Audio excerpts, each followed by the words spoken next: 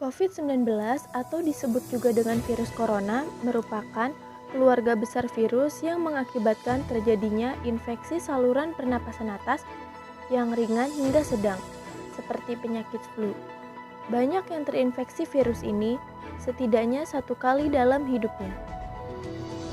Dilansir dari merdeka.com, Presiden Joko Widodo mengatakan kasus virus corona di Indonesia terungkap usai ada laporan warga negara Jepang dinyatakan positif.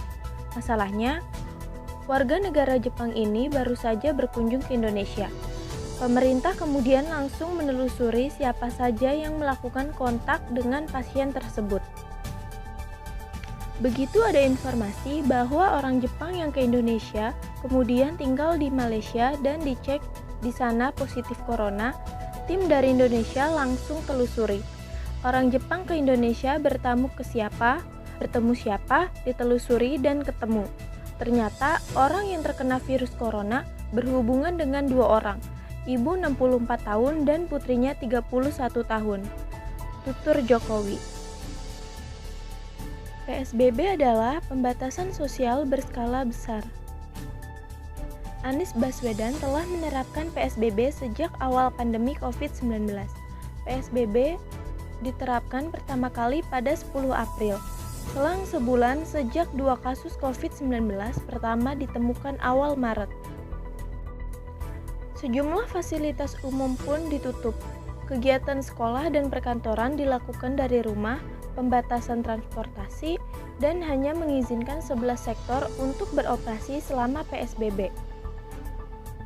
Berdasarkan Pergub 33 tahun 2020 tentang pelaksanaan PSBB, 11 sektor itu adalah kesehatan, bahan pangan, energi, komunikasi dan teknologi informasi, keuangan, logistik, perhotelan, konstruksi, publik, dan industri yang ditetapkan sebagai objek vital nasional dan objek tertentu, serta kebutuhan sehari-hari.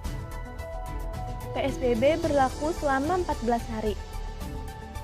Anies Baswedan memperpanjang penerapan PSBB sebanyak 2 kali, yakni pada 24 April sampai 22 Mei 2020 dan 24 Mei sampai 4 Juni 2020. PPKM adalah pemberlakuan pembatasan kebijakan masyarakat. PPKM Darurat Jawa Bali dimulai pada tanggal 3 Juli sampai 20 Juli 2021. Pun karena kenaikan pasien COVID-19 di Indonesia, namun pemerintah belum memutuskan akan memperpanjang atau tidak kebijakan tersebut.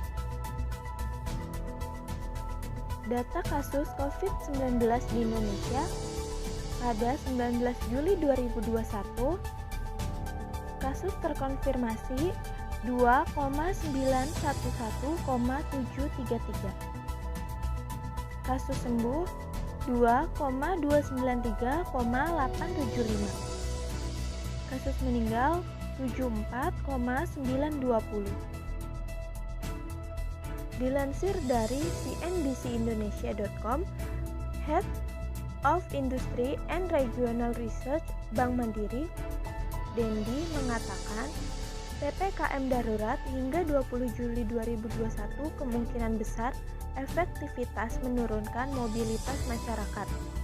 Namun, tidak menjamin angka penurunan kasus COVID-19 akan menurun. Global Market Economist Maybank Indonesia, Firdaus Gunarto, mengungkapkan bahwa sebenarnya aktivitas ekonomi sebelum adanya lonjakan angka penularan kasus COVID-19 pada Juni 2021, tanda-tanda pemulihan ekonomi sudah terlihat. Sayangnya, saat angka penularan virus corona terus mencatatkan rekornya, aktivitas ekonomi kembali tertahan. Mengalahkan penyebaran dan penularan virus corona di dunia tidak mudah. Namun, beragam upaya terus dilakukan para ahli dan penduduk global demi mengakhiri ancaman virus yang terus menyerang bertubi-tubi.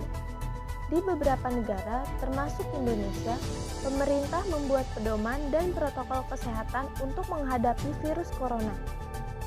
Di negara kita, protokol kesehatan ini dikenal dengan sebutan 3M.